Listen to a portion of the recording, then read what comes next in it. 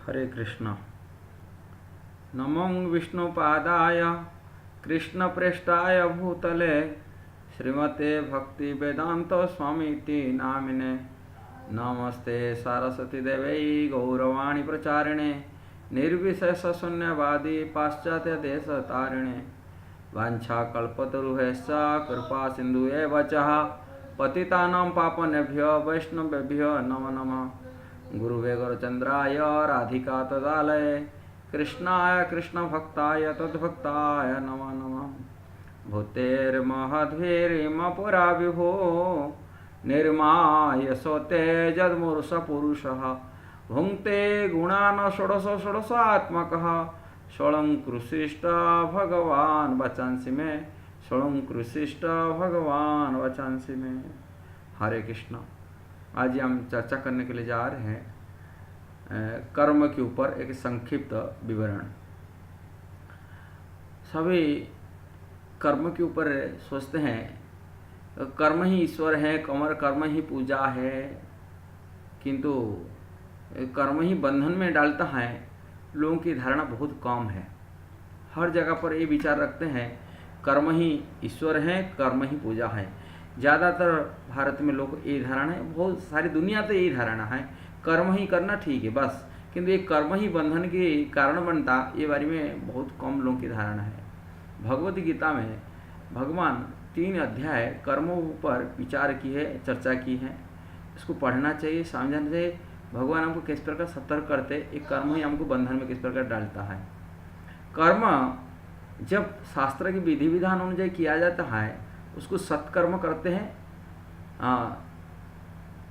सकाम जनित कर्म, सत्कर्म, शास्त्र जो जिस प्रकार कहा उसी पर चलना है, इसको सत्कर्म कहा जाता है। सकाम जनित कर्म, जिसके कर्म करने से हमको अच्छे सुख की अनुभूति होता है और हमको अच्छे मनुष्य शरीर में ऊर्ध्वगति होता है, देवता शरीर मिल सकता है, अच्छे परिवार मिल सकता है, अपने जीवन भौतिक संसार भौतिक भोग मिल सकता है, सुख सुविधा मिल सकता है।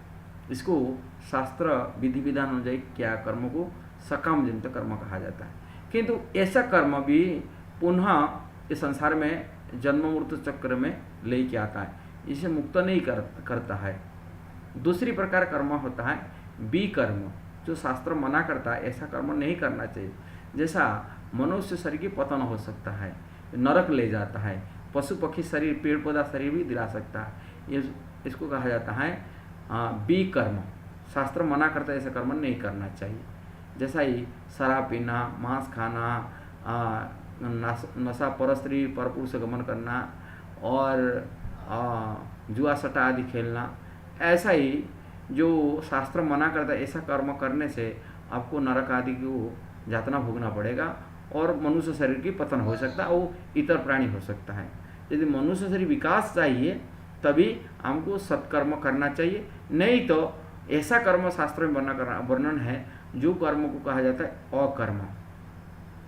तो कर्म है, कर्म करते हुए भी वो कर्म वेली नहीं माना जाता है, वो भगवत प्रीति के लिए, कृष्ण प्रीतियार्थ के लिए कृष्ण भावनामूर्त कर्म, जिसको अकर्म कहा जाता है। जो कर्म करने से संसार की कोई बंधन लगता नहीं, संसारी व्यक्ति मुक्त हो सकता है। भगवत गीता में भगवान इस बारे में कहते हैं यज्ञार्थ कर्मणो अन्यत्र लोक एवं कर्म बंधन।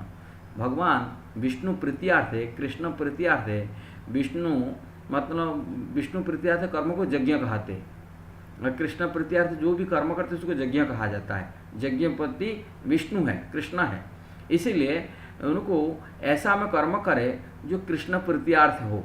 इसलिए यज्ञार्थ विष्णु प्रीतियार्थ जो कर्म करते हैं वो कर्म करने से मुक्त हो सकते, संसार बंधन से मुक्त हो सकते हैं, भगवान धाम को जा सकते हैं, आम्र गति अच्छे हो सकते हैं। नहीं तो ये और दूसरा जो भी कृष्ण के प्रीतियार्थ व्यतिरिक्त विष्णु के प्रीतियार्थ जो भी कर्म है वो सब बंधन के कारण है। ये बात भगवद गीता में भगवान बताते हैं।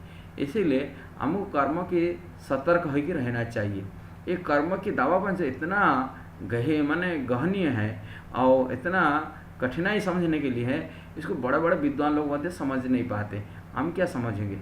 भगवद गीता में भगवान कहते हैं अपने श्रीमुख में, किम कर्म किम कर्मेति कवय अप्यत्र मोहिता कभी मतलब विद्वान व्यक्ति मध्य मोहित हो जाते हैं, क्या कर्म है, क्या अकर्म है, क्या विकर्म है, इसी बारे में जानकारी करने के लिए।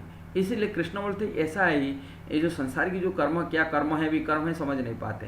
बोलते हैं काजल के घर में रहेंगे, काजल ऐसा नहीं लगेगा, ऐसा नहीं माना नहीं। इसी प्रकार हमें एक कर्म संसार में करते, कर्म तो करना पड़ता है, किंतु वह कर्म ही हमको बंधन में डालता है, हम समझ नहीं पाते। इसलिए कृष्ण बोलते ये सब कर्म छोड़ो, जो कुछ करते हो, जो कुछ खाते हो, जो कुछ देते हो, वो मेरा के लिए करो। जत करोसी जत स्नासी जत ददासी जत तपस्या से कौनते तद करोसु मदर्पण।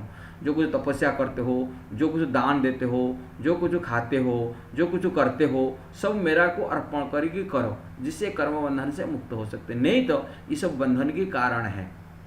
ठीक है, इसलिए हमको कर्म को समझ करके, शास्त्र की देख करके समझना चाहिए और कृष्ण भावनामृत कर्म करना चाहिए, जैसा हम संसार से मुक्त हो सकते। हरे कृष्ण।